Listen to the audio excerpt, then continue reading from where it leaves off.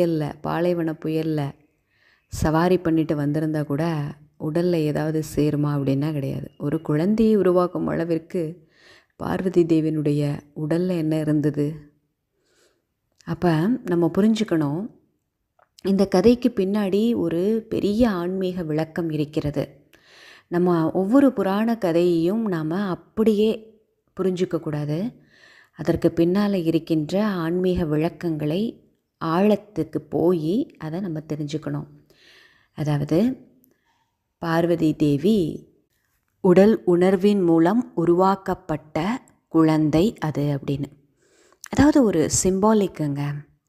அதுக்கப்புறம் என்ன ஆகுது, பார்வதி தேவியினுடைய கணவர் சங்கரர் தபஸ்யாக்காக போகிறவர் திரும்பி வர்றதுக்கு வெகு காலம் ஆகிவிட்டது. அவருக்கு இப்படி ஒரு குழந்தை இருக்குது அப்படிங்கிறது கூட தெரியும்.